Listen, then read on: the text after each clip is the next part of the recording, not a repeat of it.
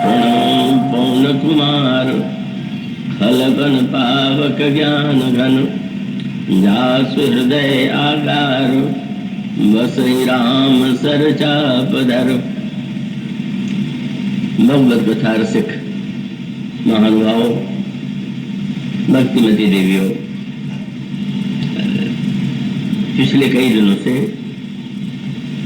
श्री हनुमान जी महाराज के दिव्य गुणों का यत्किंचित स्मरण हम लोग करते रहे। आइए आज भी उसी क्रम को आगे की ओर बढ़ावे। श्री हनुमान जी की यह जो यात्रा है, वो यात्रा कठिनाइयों से भरी हुई थी, विघ्नों से भरी हुई थी। भक्त शिरोमणि श्री भरत के चरित्र में, उनकी यात्रा में अनुकूलता ही अनुकूलता दिखाई देती है, और श्री हनुमान जी के जो यात्रा है उसमें प्रतिकूलता का ही बार बार दर्शन होता है। किंतु एक महान सूत्र है कि जब चित्रकूट में श्री भरत किशोरी जी के चरणों में प्रणाम करते हैं तो उन्हें भी माँ का आशीर्वाद प्राप्त हुआ। सी असीस दीन मन माही मगन स्नेह देह सुचने। और लंका की यात्रा में भी समस्त विघ्न बाधाओं को पार करते हुए श्री हनुमान जी माँ का आशीर्वाद प्राप्त करने में सक्षम होते हैं। इसका तात्पर्य क्या है? बहुधा जो भावुक होते हैं उनके मन में चमत्कारों को लेकर के बड़ा आकर्षण होता है। चमत्कार होते भी हैं, किंतु आप यूं कल्पना करें कि आप चित्रकूट की यात्रा पर जाएं, बादल आकाश में छा जाए तो आप दोहा पढ़ सकते हैं, किए जाए छाया जलत। पर अगर बहुत सूर्य का ताप हो, गर्मी हो और धूप से आप संतुष्ट हो, तब आप क्या करेंगे? इसका तात्पर्य यह है कि भावुकता में जो हम सबकी कल्पना होती है कि जो भक्त होगा, जो साधक होगा, उसके जीवन में कोई विघ्न नहीं, कोई विपत्ति नहीं, कोई प्रतिकूलता नहीं, ऐसा मांग करके ही भावुक लोग चलते हैं। अभी इस बार के संदर्भ में हमारे एक स्नेही संबलपुर से आए हुए हैं। कई वर्षों से वहाँ पर वे प्रवचन का आयोजन करते हैं और इस वर्ष भी वे प्रवचन चाहते थे। अमृत महोत्सव के वर्ष में ऐसा उनका संकल्प था, लेकिन वो संभव नहीं हो पाया। स्वास्थ्य के कारण मुझे उन तिथियों को अस्वीकार करना पड़ा। वैसे बड़े भावुक हैं, प्रतिदिन नियम से वे टेलीफोन अवश्य मुझे करते हैं, प्रणाम करते हैं, लेकिन बड़ा विनोद, बड़ा वार्तालाप मुझसे उनसे हुआ। मैंने उनसे पूछा, संबलपुर में बड़ी बहुत वर्षा हो रही, तो उन्होंने कहा कि आपको तो प्रसन्न होना चाहिए कि इसी समय वो आयोजन होना था, और वर्षा होती तो फिर वो आनंद न रह जाता। तो भावुकता से उन्होंने कहा कि अगर कथा होती तो वर्षा ही न होती। जब उन्होंने कहा कि मैं कानपुर आना चाहता हूं, तो मैंने कहा करके देख लो यहीं पर, और आप देख ही रहे हैं यह वर्षा कई दिनों से कई रूप में हो रही है। कभी प्रारंभ हो जाती है, कभी अंत में हो जाती है, कभी बीच में हो जाती है। तो उसका अभिप्राय यही है कि ये मानना शायद सही नहीं है कि हमारे जीवन में अगर कोई विघ्न आता है तो इसका अर्थ हुआ कि ये शायद कोई अशुभ संकेत। उसको क्यों कहा गया है मानस में, समझने योग्य है कि श्री हनुमान जी की इस यात्रा में पग पग पर उनकी परीक्षा हो रही। विद्यार्थी जब माँ और पिता के सन्निकट होता है और उनका माँ का जो स्नेह है, वात्सल्य है, वो प्राप्त होता है,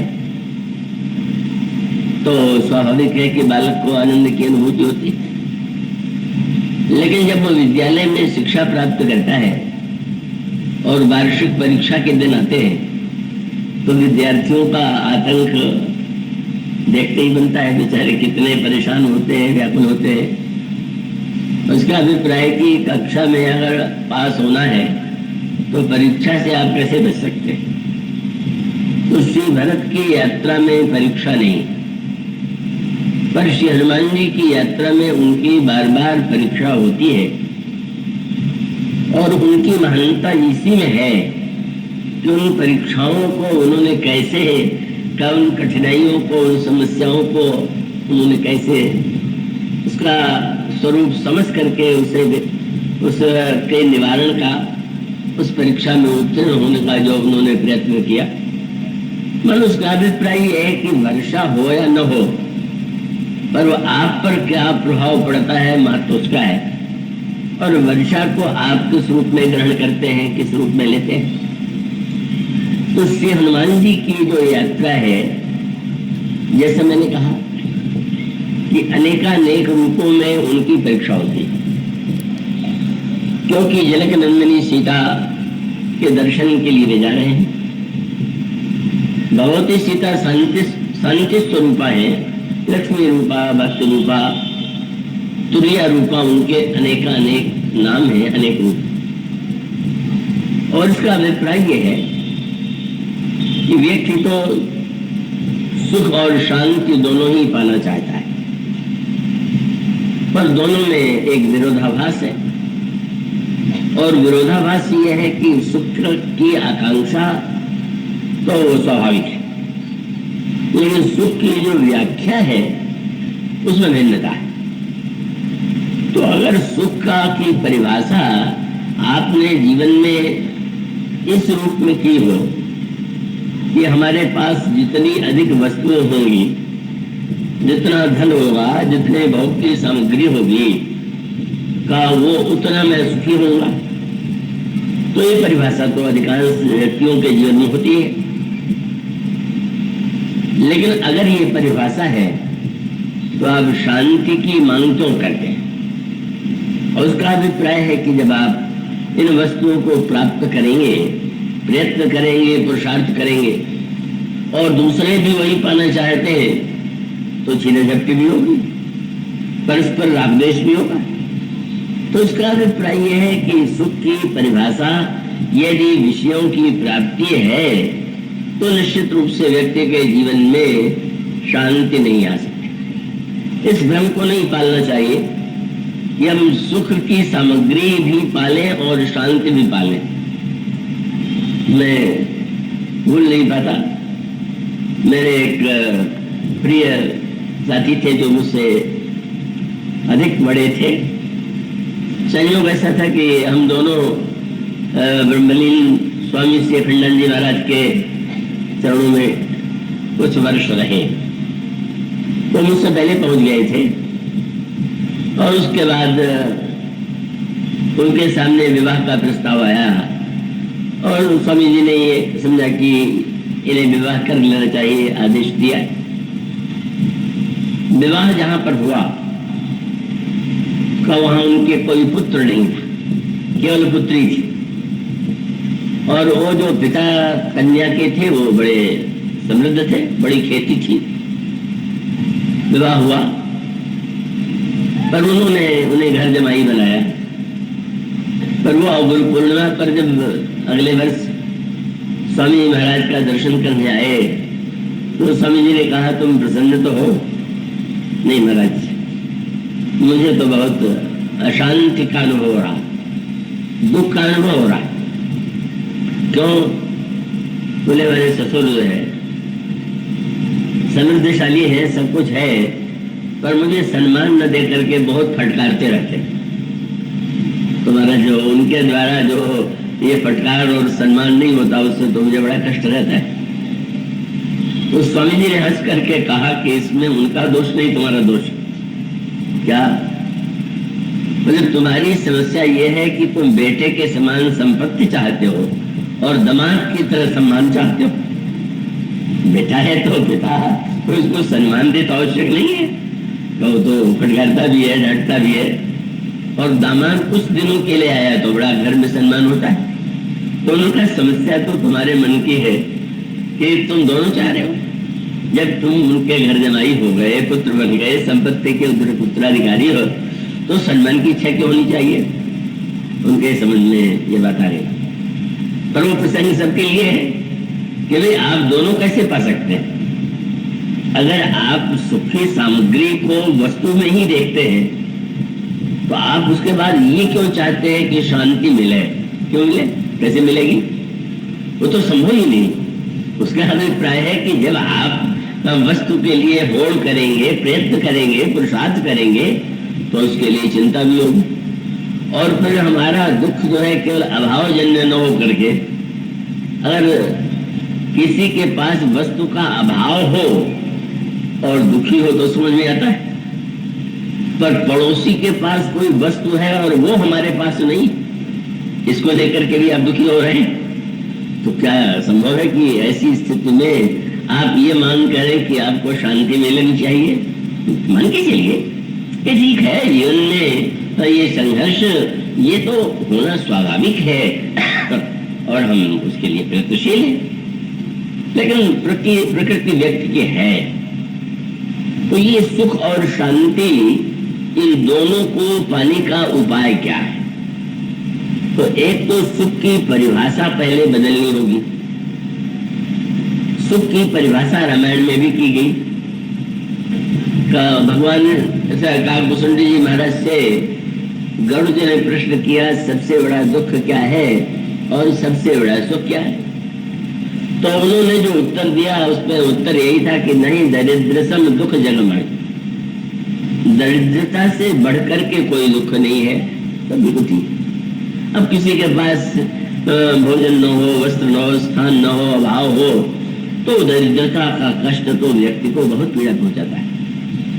लेकिन स्वाभाविक है कि अगर ये कहें कि दरिद्रता सबसे बड़ा दुख है, तो फिर ये कहना चाहिए कि संपत्ति सबसे बड़ा सुख है, क्योंकि संपत्ति के द्वारा दरिद्रता मिट जाएगी। पर आप पढ़ते हैं उस चौपाई में परिभाषा दूसरी है, क्या?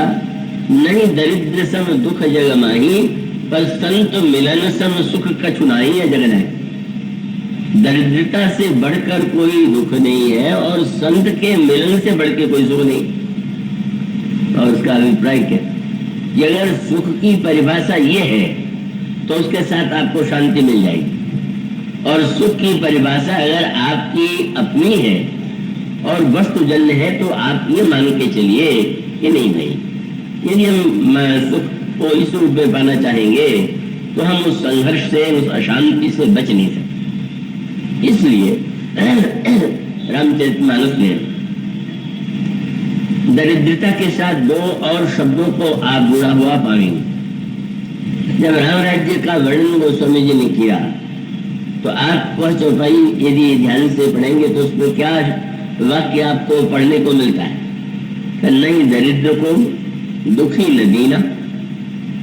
राम राज्य में न कोई दरिद्र है, न दुखी है, न तो दीन है। तो आश्चर्य होता है कि जब दरिद्र कह ही चुके थे तो फिर दीन कहने की क्या आवश्यकता? किसी से भी पूछा गया कि दीन माने तो दरिद्र, पूछा जाए दरिद्र माने तो कहेगा दीन। तो फिर ऐसी स्थिति में दोनों को जोड़ने की क्या आवश्यकता? और फिर आपने देखा इन दोनों शब्दों के बीच में दुख वो स्वामी जी ने रख दिया। नहीं, दरिद्र को दुखी न दीना। उसका अभिप्राय क्या है कि दरिद्रता अभावजन्य और उसके साथ साथ जो दीनता है वो मानसिक है। ऐसे व्यक्ति दिखाई देते हैं कि जिनके पास अभाव है पर मानसिक रूप से उनमें दीनता नहीं, और ऐसे भी व्यक्ति दिखाई देते हैं कि जिनके पास बहुत कुछ होते हुए भी मन की दीनता दूर नहीं होती। तो इसका अभिप्राय है रामचरितमानस में, इसको विनय पत्रिका में गोस्वामी जी ने बार बार समझाने का प्रयास किया। और इस दरिद्रता और दीनता के मध्य में ही दुख है। और इसका अभिप्राय, जब तक दरिद्रता और दीनता दोनों न मिटे तब तक व्यक्ति का दुख नहीं मिटेगा।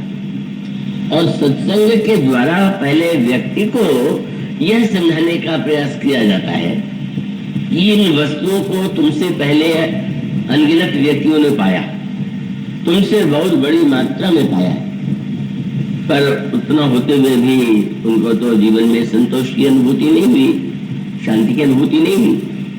तो याति राजा की कथा जो है उसका सबसे बड़ा दृष्टांत है।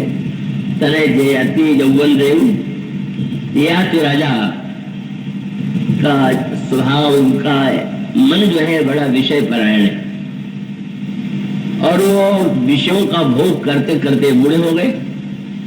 क्योंकि एक और तो वस्तु के साथ समस्या ये है कि वस्तु पहले एकत्र कीजिए और एकत्र करने के बाद जब भोगने का समय आया तो बीमार हो जाएगी, बूढ़े हो जाएगी। अब जब तक नहीं था तब तक अभाव का कष्ट था, अब हो गया तो जो कुछ है उसको बस उसको तो भोग करने की स्थिति नहीं। तो याति की कामुकता की ये वृत्ति थी कि उन्होंने अपने पुत्रों से कहा, कई पुत्र थे, और उन पुत्रों से प्रत्येक से कहा कि तुम अपनी युवावस्था, अपनी जवानी हमें दे दी। तो सबसे बड़े पुत्र यदु थे। इन यदु के वंश में भगवान कृष्ण का जन्म हुआ। तो उन्होंने कहा, पिताजी आप सोचिए, आप तो जीवन में भोगों को भोग चुके और हम युवा हैं और आप तो हमसे मांग रहे हैं, तो हम कैसे दे दें? रुष्ट हो गए। अंतिम पुत्र ने उनको दे दिया अपनी युवावस्था और उसकी युवावस्था लेकर के वो विषयों का भोग करने लगे। रुष्ट हो गए तो बड़े पुत्रों को यह दंडित किया उन्होंने कि तुम्हें हमारे राज्य का उत्तराधिकार प्राप्त नहीं हो। छोटे लड़के ने उनको युवावस्था दे दिया तो उन्होंने कहा राज्य का उत्तराधिकारी यही होगा। यदुवंश को इसीलिए भगवान कृष्ण राजा नहीं बनते हैं क्योंकि यदुवंश में जन्म लेने वाला राजा नहीं बन सकता। किंतु विचार करने की बात है कि पुत्र से युवावस्था लेकर के भी भोगों को उन्होंने भोगा, पर अंत में उनके हृदय में यह एक निश्चय उनके सामने आया। उन्होंने यही कहा कि पृथिव्याम ब्रीह्यम हिरण्यम पशुस्त्रिय एकस्यापि पर्याप्तम तद्यपि तशाम त्रेत। संसार का सारा सोना, सारे भोग की वस्तु ये एक व्यक्ति को भी तृप्त नहीं कर सकती, इसलिए अंत में तो इसका त्याग करना ही होगा। तो उसका अभिप्राय है कि सत्संग के द्वारा जब हमारे सुख की परिभाषा बदल जाए, ये नहीं कि वो व्यक्ति व्यापार नहीं करेगा, पुरुषार्थ नहीं करेगा, कार्य नहीं करेगा, सब करेगा, पर करते हुए ये नहीं मान लेगा कि ये वस्तुएं जो हमको पूरा सुख दे देंगी और हमारे जीवन में दुख नहीं होगा। इसलिए सत्संग की महिमा का अभिप्राय यही है कि हम सचमुच अपनी मान्यताओं को, अपनी धारणाओं को, अपने विचार को पहले बदल तो लें, और जब हम सही सही बात समझ लेते हैं तो हमारी बहुत सी समस्याओं का, जो हम व्यर्थ की मान्यताओं से अपने आप में कष्ट भोग रहे हैं, उस कष्ट से हम मुक्त हो सकते हैं। अब इस दृष्टि से विचार करके देखें, इसी का संकेत आपको कई इन प्रसंगों में प्राप्त होगा। उसका क्रम, उस पर उसका अभिप्राय यही है कि सही सही अर्थों में शांति तो तब प्राप्त होगी, और यूं अगर आप देखें तो आप भी स्वभाव से शांति थोड़े घंटे के लिए जरूर चाहते हैं। दिन भर आप थक जाएं और थक जाने के बाद जब सोने जाएं तो सोने जाते हैं तो आपको फिर यह होता है कि आवाज न हो, शोरगुल न हो, नींद में बाधा न पड़े। तो इसका अभिप्राय यह है कि इसका अर्थ है कि व्यक्ति को नित्य यह अनुभव भी होता है कि बिना, अगर पूरी तरह कोलाहल ही होता रहे, अशांति होता रहे तो नींद नहीं आ सकती। तो जो व्यक्ति अपने शरीर को, अपने जीवन को सही सही रूप में देख लेता है, उसकी समस्याएं समाप्त तो नहीं हो जाती, पर एक सीमा तक उसका समाधान मिल जाता है। उस समस्या के आने पर कब वो व्यक्ति उतना दुखी नहीं होता जितना साधारण व्यक्ति दुखी होता है। और इसीलिए रामचरितमानस में जो पंक्ति कही गई वो बड़े महत्व की है कि मति कीरति गति भूति भलाई जब जही जतन जहां जही पाई सो जानब सत्संग प्रभाऊ लोकों वेदन आनव पाऊ। बुद्धि, कीर्ति, गति, भलाई और ऐश्वर्य, इसमें कहा गया जब भी किसी ने कहीं जीवन में पाया होगा तो सत्संग के प्रभाव से। पर बिना सत्संग में गए भी लोग बड़े बुद्धिमान, बिना सत्संग के भी लोग बड़े धनवान, सत्संग में न जाने वालों के भी बड़े नाम। उसका अर्थ है कि वो व्यक्ति जो सत्संग के बिना इन वस्तुओं को पाते हैं वो पाते नहीं ढोते। ढोने का अर्थ क्या हुआ? आप सामान कोई बाजार में खरीदने जाए, बहुत सामान है तो अब स्वयं उठा के चले तो बड़ा कष्ट होगा, तो आप एक मजदूर तो कह देते हैं कि तुम ये सामान वो अपने सिर पर उसको रखे हुए आप चले जा रहे हैं। कैसी अनोखी बात। अगर उन्हीं वस्तु को आप लाद के चलेंगे तो आपको भी थोड़ी कठिनाई होगी, पर दूसरा लाद के चल रहा है तो फिर अब उस बेचारे की देखने वाले को तो लगेगा कि ये खाली है, उसके पास इतना है, पर वो जानता है कि मेरे पास कुछ नहीं है, मुझे तो निरंतर डरते रहना है कि कहीं हम गिर न जाए, ठोकर न लग जाए। अगर कहीं हमारी टोकरी गिर गई तो फिर तो हमें मजदूरी क्या मिलेगी, ताड़ना या रचना मिलेगी। तो मानो उसका अभिप्राय है कि सत्संग के अभाव में जो लोग इन वस्तुओं को पा लेते हैं वो मजदूर की तरह ढोते हैं, कहो वस्तुतः उसको पाते नहीं। और पाने के बाद वही चिंता है जो मजदूर को है कि ठोकर न लग जाए, कहीं गिर न पड़े। धन है तो कहीं धन रहेगा कि नहीं रहेगा, नाम बड़े हैं तो नाम रहेगा कि नहीं रहेगा। और इसका अभिप्राय यह है कि जीवन में पुरुषार्थ करते हुए हम जिन वस्तुओं को प्राप्त करते हैं वह जीवन का एक अंग है। कब वो पुरुषार्थ के निषेध का कोई अभिप्राय नहीं, पर पुरुषार्थ करते हुए हमें निरंतर इस सत्य का भान होना चाहिए कि इन वस्तुओं का के द्वारा हम जीवन को परिपूर्ण रूप से पा नहीं सकते। यही जो सत्य है मानो साधना और साधक के लिए परम आवश्यक, जो ऐसा समझ करके साधन के पथ पर चलते हैं वे साधन से च्युत नहीं, और जो हर क्षण केवल चमत्कार की आशा करते रहते हैं, सब कुछ अनुकूलता की वो बेचारे आज है तो बड़े भगवान की कृतज्ञ हैं, और थोड़ा भी अंतर पड़ा तो उलाहना हो गया या भगवान की भक्ति छूट गई। तो इसलिए इस मार्ग में जो परीक्षा होती है वो कसौटी।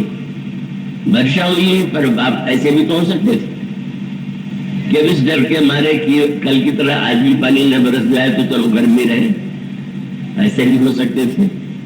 और मैं एक ऐसे नगर में गया एक दो बार कि जहां कोई बादल छा जाए तो श्रोता नहीं आते थे कि बादल छा गया तो बरसेगा जरूर, तो ऐसे भी श्रोता हो सकते।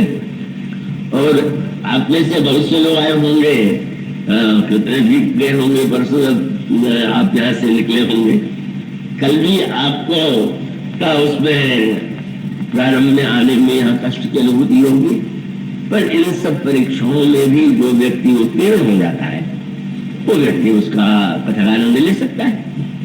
मनुष्य का अभिप्राय यह है कि पहले तो हमारे जीवन में हमारी जो मान्यताएं हैं, धारणाएं हैं, वो बदलनी चाहिए। और इस दृष्टि से श्री हनुमान जी का जो चरित्र और उनकी यात्रा में जो घटनाएं होती हैं वो हम सब के लिए, हम लोगों के जीवन के लिए बड़ी उपयोगी। आइए उस यात्रा में हनुमान जी के सामने किन किन रूपों में विघ्न और बाधाएं आती हैं इस पर ध्यान दें।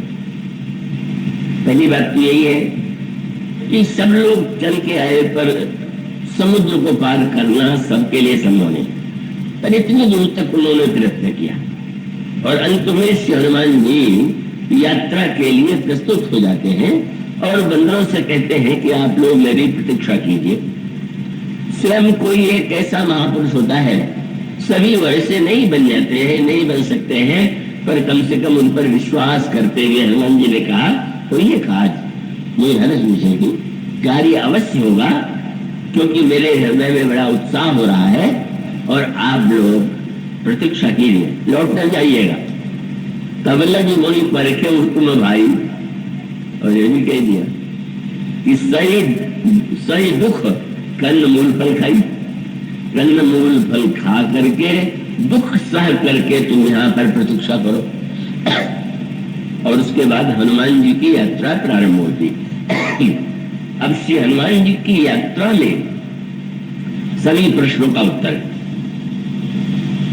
साधक के जीवन में प्रतिकूलता जो विरोध करने वाले हैं उनके द्वारा तो स्वभाव से ही आ गई, जिन्हें हम शत्रु मान लेते हैं, और जो मित्र हैं, परिवार के सदस्य हैं, जो अनेक लोग हैं जो संबंध के नाते बड़े अनुकूल हैं और अपनी समस्या को अपने परिवार के सदस्य का हित चाहते हैं। पहला संकेत ये है कि हनुमान जी के सामने जो पहली बाधा आई वो शत्रु की ओर से नहीं, सोने का पर्वत मैनाक, और मैनाक जो है वो पवन देवता के मित्र हैं। पुराणों में जो कथाएं आती हैं वो बड़ी अटपटी सी होती है। कहा जाता है कि पहले जो पर्वत थे उनके पंख होते थे और वो उड़ते हुए कहीं भी जब नीचे जाते थे तो जो गांव या वो नगर बसा हुआ है वो नष्ट हो जाता था। तो फिर इंद्र से प्रार्थना की गई कि महाराज ये पर्वतों के पंख नष्ट तो करें, तो वो सारे पर्वतों का पंख उन्होंने काट दिया। मैनाक पर्वत के भी पंख थे,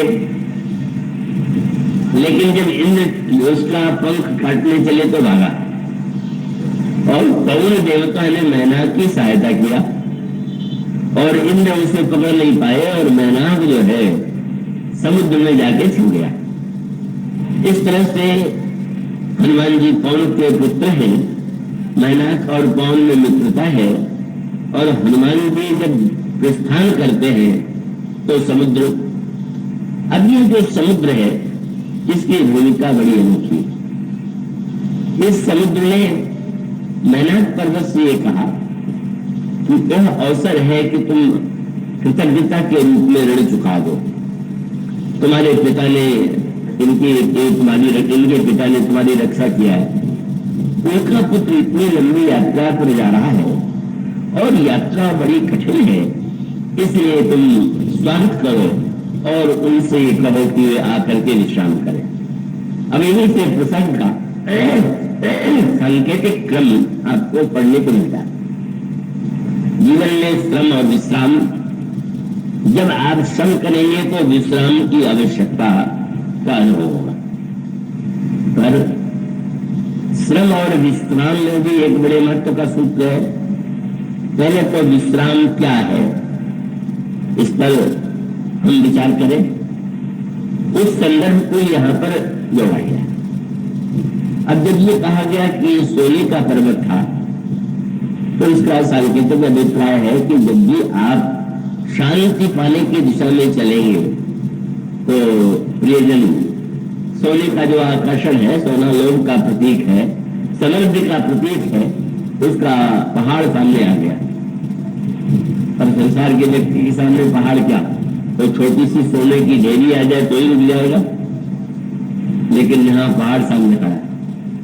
और उसने ये कहा कि मैं आपके पिता का मित्र हूं, आपके पिता ने मेरी रक्षा की है, आप उतनी लंबी यात्रा पर जा रहे हैं, विश्राम तो कर लीजिए। पर विश्राम ही अगर व्यक्ति करने लगे तो क्या हुआ? तो स्वामी जी ने बड़ा सुंदर दृष्टांत दिया कि जब कोई व्यक्ति कहीं मार्ग में जा रहा हो, पैदल चल रहा हो और धूप हो, तो किनारे जो वृक्ष लगे हुए होते हैं उसका एक लाभ यह है कि जब चलते चलते आप धूप से व्यथित हो थक जाए तो वृक्ष की छाया में बैठ करके थकान तब गोस्वामी जी ने कहा ना, प्रभु जी यात्रा में चलते हैं तो विश्राम करते हैं, पर एक शब्द जोड़ा हुआ है क्या? बोले घड़ी के विलंब भगवान ने एक घड़ी तक विश्राम किया। और उसका अभिप्राय है कि अगर कोई व्यक्ति यात्रा में हर वृक्ष के नीचे बैठ जाए तब तो फिर यात्रा हो गई। जब आप थक जाए तो आप थोड़ी दूर भाग चलने के बाद किसी वृक्ष के नीचे बैठ करके अच्छा वृक्ष तो बैठ जाए तो यात्रा पूरी नहीं होगी। इसी गोस्वामी जी कहते हैं कि अरे भाई कहीं जा रहे हो तो ऐसा विश्राम न करो कि विश्राम तुम्हारे लिए बाधक बन जाए। एक अंग पद अगम गमन कर विलमन छिलसिल छान, हर क्षण विश्राम में करने लगा। और विश्राम मिलता कैसे है?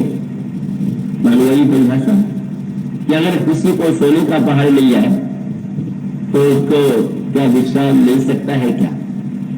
और उस संदर्भ में थोड़ा और गंभीर हो तब मुझे विश्वास है क्या ग्रहण कर सकते हैं। समुद्र क्या है? तो एक समुद्र तो आप जिसे देखते हैं बड़ा विशाल समुद्र पृथ्वी में का से भी अधिक बड़ा जो भाग है वो जल का समुद्र का है। पर एक समुद्र जो है हमारे आपके जीवन में भी है। कृपया पूरी तरह से एकाग्रता से इसको सुनेंगे। और उसी समुद्र के बीच में अशोक वाटिका और उसी अशोक वाटिका के मध्य में अशोक वृक्ष के नीचे सीता जी को रावण ने ले जा करके बना करके बंदी बना दिया है। अब गोस्वामी जी इसकी जो व्याख्या करते हैं वो बड़ी बारीक है। समुद्र को पार करना कठिन है तो फिर गोस्वामी जी से पूछा गया है कि ये समुद्र क्या है? इसका उत्तर विनय पुस्तिका में वो यह कह करके देते हैं कि कुणप अभिमान सागर भयंकर हो। देह तो है ही, पर अगर हम ये मान लें कि मैं देह हूं तो परिणाम क्या होगा? मैंने एक और आत्मा है और दूसरी ओर देह है। का देह का लक्षण और आत्मा का लक्षण सर्वथा एक दूसरे का विरोधी। देह जो है शरीर शब्द का अर्थ तो आप जानते हो। शरीर शब्द का संस्कृत में तो जो शब्द बनाए गए हैं उनका बड़ा गंभीर अर्थ। तो शरीर शब्द की व्याख्या की गई, उनका अर्थ किया गया प्रतिक्षण सीरियते इति शरीर, जो हर क्षण क्षीण हो रहा है उसका नाम है शरीर।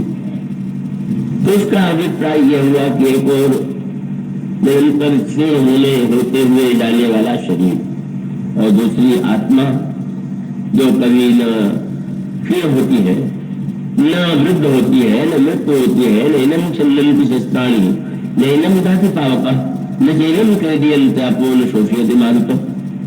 तो मानो आत्मा का जो लक्षण है और शरीर का जो लक्षण है उनमें भिन्नता है और दोनों साथ में लेकर के हम और आप चल रहे। तो ऐसी स्थिति में का शरीर और आत्मा इन दोनों को पहले भिन्न मान लें और भिन्न मान करके ये सोचें कि हम कौन हैं, हम देह हैं कि हम आत्मा है। गोस्वामी जी दोहाई रामायण में उस प्रभु के द्वारा इसकी ओर संकेत करते हैं। एक दोहे में गोस्वामी जी ने किसी से बातचीत करते हुए बताइए ये मेरा है, ये मेरा है, ये मेरा है। तो गोस्वामी जी ने उससे कहा और उसने क्या कहा, हम आप सबसे कहा कि दिन रात तो मेरा पुकारते रहते, ये मेरे देश कहावत है, ये मेरे मंदिर, ये मेरी खाती, ये मेरे माता पिता सुध बांधो, ये मेरे पूत सो ये मेरे नाती, ये मेरी कामिनी केली करे नित, ये मेरे सेवक है दिन राती। तुमने कहा मेरे ही मेर करे नित ही सच, तेल जरी सो बुझी वह बाती। तो मेरा मेरा तो गोस्वामी जी ने कहा मेरा माने जो मैं की वस्तु है वो मेरा है। वो दोहाई रामायण में पूछते मोर मोर नित कहां से तू हो कही तो नाम तुम तो कौन? जब कहे तो मैं और मेरा तो तुम कौन हो, तुम अपना नाम बताओ।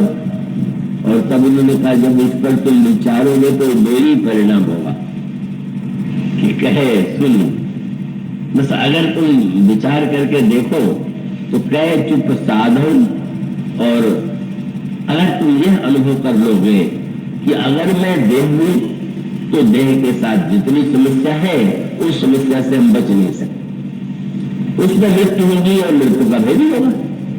पर अगर तुम ये बात समझ लोगे कि हम शरीर है ही, जैसे घर हम नहीं है उसी प्रकार से शरीर हम नहीं है, अगर तुम समझ लोगे तो तुम बिल्कुल शांत हो जाओगे। और तुमने कहा महाराज समझ में नहीं आ रहा है, तुमने कहा मेरी सलाह मानो। क्या बोले? मोर मोर कह से तू कही तू निज नाम, कहे चुप साधन सुन समुझ, और कहे तुलसी भज राम। उस राम नाम लो, राम का भजन करो, उससे धीरे धीरे तुमको ये समझ में आ जाएगा कि वस्तुतः मैं का अर्थ यदि शरीर होगा तो शरीर भी क्षीण होने वाला, शरीर के संबंध से जुड़े हुए व्यक्ति भी अनित्य भी होंगे, शरीर के साथ जो दुख है वो भी लगा रहेगा। तो उससे मुक्त होने का उपाय तो वही है कि मनुष्य शरीर में रहते हुए भी स्वयं मैं अपने आप को शरीर न मान ले। और दूसरे दोहे में गोस्वामी जी ने ये नहीं किया। कई लोग बोलने में तो बार बार कहते हैं कि मैं शरीर थोड़ी हूं, मैं तो आत्मा हूं। ये कहने से नहीं हो जाता, कहना तो सबसे अधिक वाक्य सरल है। गोस्वामी जी ने देखा, गंगा तट पर काशी में घूम रहे थे तो एक समाज एक वर्ग है जो भी आता है, जो गिरवा कपड़ा पहनते हैं और सारंगी बजाते हुए, या ऐसा कि उनके हाथों में और पैरों में घुंघरू बने होते हैं और हाथ में एक पात्र लिए हुए निकलते हैं, और जो बेचारे सीधे साधे उनको प्रणाम करते हैं। तुलसीदास जी बैठे हुए थे तो एक निकला वही उसी प्रकार का साधु, और वो जाते हुए बार बार कह रहा था, वो लोग आप भी उस वर्ग के लोग ही कहते हैं अलख निरंजन, अलख निरंजन, अलख निरंजन। सुनते ही गोस्वामी जी ने आश्चर्य से देखा, अलख की बात कह रहा है लेकिन कहने का उद्देश्य अपने को लखा नहीं तो। जब तुम बार बार चिल्ला रहे हो अलख अलख, तो इसका तात्पर्य कि ईश्वर, उन्होंने कहा कि अरे फटकारते हुए कहा, ये जो पुकार करके अलग अलग जला रहा है, कह रहा है, उनका सच तो यही है कि वस्तुतः हम अलग, हम ही हमारा अलग। दोनों पर विचार करो, मैं क्या हूं, मेरा क्या है और मेरी बीच में सत्ता क्या है, और हम हमारे के बीच, हम अलग, हम ही हमारे अलग, और हम हमारे के बीच। और डांटते हुए कह रहे तुलसी अलख ही कालख है, राम नाम जप नीच। अरे अलग की बात छोड़ दे, अलग नाम लेकर के तो अर्थ क्यों अपने अहम को प्रदर्शित करना चाहता है। मानो हमारे जीवन में जब यह ज्ञात हो जाता है कि शरीर तो कभी भी किसी का नित्य हुआ ही नहीं है, शरीर के साथ तो समस्याएं आती ही हैं, और उस शरीर को स्वस्थ रखने का प्रयास भी उचित है। शरीर के लिए जो आवश्यक वस्तु है वह भी दिया जाना ही चाहिए, लेकिन इस बात का ध्यान बना रहे कि मैं शरीर नहीं। अब हनुमान जी से ये जो समुद्र है वो क्या है? देहाभिमान, मैं देह हूं। अब ये जो नाता है शरीर को लेकर, तुम पवन के बेटे हो, और ये मैनाक जो है वो तुम्हारे पिता का मित्र है, और ये विश्राम करने के लिए कह रहा है, और सोने का पहाड़ है। बस सारा उत्तर हनुमान जी का की परीक्षा यही थी कि वो सही समझते हैं। और आगे चल करके फिर यह वर्णन किया गया कि हनुमान जी ने उस निमंत्रण को स्वीकार नहीं किया, निमंत्रण को अस्वीकार नहीं किया, प्रफुल्लित नहीं किया। क्या किया? पहला कार्य तो किया कि हनुमान जी ने हनुमान पे परसा, स्पर्श करके प्रणाम किया। ये बहुत बड़ी बात है। और इसका अभिप्राय यह है कि कुछ लोगों के जीवन में अगर कुछ त्याग दिखाई देता है तो अपने त्याग का बखान वो बार बार करते हैं। अरे मैंने इतने वस्तुओं को ठोकर मार दिया, हम लात मारते हैं इस वस्तु पर, और ये कहते हुए बड़ा अपने को मगन मानते हैं कि हम कितने बड़े त्यागी। तो सोचिए, हनुमान जी ने मेंढक को लात में मार दिया। अरे तू सोने का पहाड़ मुझे समझता है कि मैं लोग ले जाऊं, तो उसका सूत्र क्या है? इस संग्रह में दुख तो ही है, पर त्यागी का भी अगर त्याग में अभिमान हो जाए तो उससे कम दुखदाई नहीं।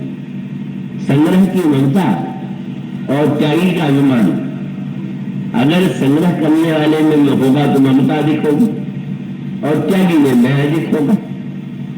तो हनुमान जी का संकेत उसको वही गाथा कि किसी त्यागी बड़े महात्मा का नाम सुना किसी राजा ने, और वो राजा भी बहुत ही सत्संगी थे। तो उसने महात्मा जी को निमंत्रण दिया कि आप राजमहल में पधारिए। महात्मा जी ने निमंत्रण स्वीकार कर दिया, और तब उस राजा ने महात्मा जी के स्वागत में मखमली कालीन बहुत सुंदर पूरे मार्ग में स्वागत के लिए बिछा दिया। त्यागी महात्मा आए तो चलते हुए वो सीधे सहज भाव से नहीं चले, अब तो पैर पटक पटक करके तब चल रहे थे। राजा ने ले जा करके आसन पर बैठा दिया, प्रणाम किया, पूजन किया और कहा, महाराज मेरे मन में एक ही प्रश्न है कि आप लोगों का तो कोई कार्य ऐसा है नहीं कि जो व्यर्थ होता, तो चलने में तो पैर पटकने में तकलीफ होती, पर आप बार बार पैर पटक के चल रहे थे, इसके पीछे क्या रहस्य? तो त्यागी साधु ने कहा कि तेरे लाल कालीन को देख करके मैं समझ गया कि तू अपनी संपत्ति का दिखावा कर रहा कि हमारे पास कितनी बढ़िया वस्तुएं हैं, कितनी मूल्यवान। तो मैं पैर पटक करके उसे तोड़ रहा था, तो दिखा रहा था मुझे। और तब उस गहरे सत्संगी राजा ने चरण को पकड़ करके कहा, महाराज तो क्या संग्रह का अभिमान त्याग के अभिमान से टूट जाएगा क्या? और इसका अभिप्राय है कि अगर आप में त्याग का अभिमान हो और मन में संग्रह का अभिमान हो तो दोनों अभिमानी तो सिद्ध हुए, चाहे सात्विक और राजसिक अभिमान हो, पर हमारे मन में तो वेद नहीं। तो जो सचमुच त्यागी होता है वो तो कभी अपने आप को त्यागी के रूप में दिखाने की चेष्टा ही नहीं करेगा, और अगर कोई करता है तो उसका अर्थ है कि वह त्यागी से अधिक बड़ा अभिमानी। धन्य हनुमान जी। सोने के पर्वत को देख करके भी हनुमान जी ने तिरस्कार नहीं किया, ये दिखावा नहीं किया कि मैं परवाह नहीं करता। बहुत परवाह दूसरे की करना न करना बहुत बढ़िया गुरु नहीं। कई लोग इसी का बड़ा बखान करते रहते, मुझे किसी की परवाह नहीं। तो किसी की परवाह क्यों नहीं, क्यों नहीं होना चाहिए? हाँ, जब लोभ से है तो निंदनीय है, भय से है तो भी निंदनीय है, लेकिन नहीं किसी का होना ये तो एक शिष्टाचार है, मर्यादा है, बर्तन है। तो हनुमान जी महाराज जो है प्रणाम करते हैं, ठीक, आप मेरे पिताजी के मित्र हैं तो हमारे लिए प्रणाम करने योग्य है, हम आपको प्रणाम करते हैं, आपका स्पर्श करते हैं। पर साथ साथ बता दिया कि आपके विश्राम की परिभाषा मुझे तो आज सही नहीं लग रही। और वो वाक्य क्या था? एक विश्राम हुआ है जो शरीर को दिया जाता है, ठीक, लेकिन हनुमान जी कहते हैं कि वस्तुतः विश्राम कब प्राप्त होगा? हनुमान दई परसा कर पुन कीन प्रणाम, राम काज कीन है बिना मोहि कहा विश्राम। भगवान राम का कार्य किए बिना विश्राम कैसे? और इसका अर्थ ये है कि भाई दिन में थकने के बाद तो रात्रि में सभी विश्राम करते हैं, तो ये विश्राम करते हुए भी चिंता बनी रहती है कि समय से नींद खुल जाए और फिर जग करके सारे काम में जुट जाना है। तो मानो उस विश्राम में भी निरंतर एक चिंता बनी हुई, क्या विश्राम शरीर से जुड़ा हुआ विश्राम, पर जो विश्राम मन का विश्राम है, आप गहराई से विचार कीजिए, शरीर को भी विश्राम चाहिए और मन को भी चाहिए। और बड़ी अनोखी बात है, शरीर और मन दोनों साथी हैं, क्योंकि इंद्रिय शरीर में है और शरीर के द्वारा जितने विषयों का भोग करेंगे वो बिना मन के सहयोग से नहीं होगा। लेकिन शरीर और मन शुरू में साथी होते हैं और बाद में थोड़ा दूरी आ जाती है। क्या? दिन भर कार्य करते करते शरीर थक जाता है और वो कहता है भाई मैं तो सोऊंगा, पर मन कहता है मैं नहीं थका हूं, अभी मेरी तो भूख नहीं मिटी, हमारी तो प्यास नहीं मिटेगी। तो क्या होता है? कई लोग कहते हैं ना कि नींद नहीं आती। नींद कैसे आ गए? शरीर और मन में लड़ाई हो जाती है। शरीर कह रहा है सो, मन कह रहा है जागो। तो फिर अगर शरीर को दवा ववा दे करके आजकल लोग अभ्यास है भाई, दवा लेके सो जाए तो सपना आने लगा। सपने माने मन कहता है कि तुम भले थक गए हो लेकिन मैं नई दुनिया बना दूंगा और उसी में उसी दुनिया का आनंद में लूंगा। तो बड़ा कठिन हो गया। शरीर का विश्राम अलग और मन का विश्राम अलग, इन दोनों में तालमेल कैसे बैठा हूं? और उसका अभिप्राय है कि शरीर का विश्राम अपने स्थान पर है, पर अगले व्यक्ति को चरम विश्राम चाहिए। मेरे पत्रिका में गोस्वामी जी ने इस विश्राम के संबंध में ही कहा, कबहू मन विश्राम न मानो। ये जो मन है वो तो विश्राम, अरे दिन रात की बात छोड़िए, क्या ये व्यक्ति का शरीर रोगी हुआ, मृत्यु हो गई, अगला जन्म कैसे हो गया? इस पर आपने विचार कीजिए। उसका उत्तर ये है कि शरीर थक गया, शरीर नष्ट हो गया, पर मन ने कहा नहीं अभी और तुम नहीं दे सकते हो तो मैं नया शरीर बना लूंगा। ये मन ही शरीर का निर्माण करता है। इसलिए कहते हैं मरते समय व्यक्ति के मन में जो बात आती है वैसे शरीर मिलता है। और उसका अभिप्राय कि बस गोस्वामी जी ने इतना बढ़िया निरूपण किया है, पर आजकल थोड़ा मनोरंजन ही लोग चाहते हैं। उस गहराई का जो विश्लेषण है गोस्वामी जी ने कहा, गोस्वामी जी ने कहा बोले महाराज ये जो हमारा मन है याके लिए सुनऊ करुणा नहीं, इस मन के लिए क्या? बोले मैं जगत जन्म जन्म दुख रो, न जाने कितने शरीर बदलते गए, क्योंकि शरीर नष्ट हो गया, शरीर थक गया पर मन नहीं थका। और तब शरीर और विश्राम में हमें अंतर करना सीखना होगा। और इसलिए हनुमान जी का तात्पर्य यह था और उसके द्वारा हम सभी को बताना चाहते हैं, शरीर को उचित समय पर श्रम उससे लेना भी आवश्यक है, उसको विश्राम देना भी आवश्यक है। लेकिन व्यंग्य किया भगवान वेदव्यास ने कि भाई ऐसी बात है कि जैसे किसी व्यक्ति से कहा जाए कि भाई जरा सिर पर जा रहे हो तो खाट भी तो लिए जाओ, क्यों? बोले थकने के बाद सोने के लिए खाट रहेगी तो सो पाओगे। और उन्होंने कहा बेचारे ने दिन भर पलंग धोया और रात को कुछ घंटे के लिए सो गया, फिर सवेरा हुआ और फिर खाट सिर पर ले लिया। गोस्वामी जी ने व्यास जी से क्षमा मांगते हुए कहा कि महाराज अगर दिन भर पलंग धोने के बाद कुछ घंटे सोने को भी मिल जाए तो भी बात है। तो आप उस व्यक्ति की कल्पना कीजिए कि दिन भर पलंग धोए और रात भर पलंग बिछावे, चादर अच्छी नहीं है, गद्दा अच्छा नहीं है, रात भर वो पलंग बिछाता रहा और सवेरा हो गया बोले चलो, तो मानो तैयारी हो रही है पलंग बिछाने की। ये वस्तुएं जब हो जाए तब हम आनंद लेंगे, विश्राम लेंगे। अब वो बेचारा और तब तक मृत्यु ने कह दिया चलो भाई फिर ढो। तो वो समझ कहते महाराज मैं क्या करूं, या के लिए सुनो करुणा निधि, मैं जगत जननी जननी दुख रहूं।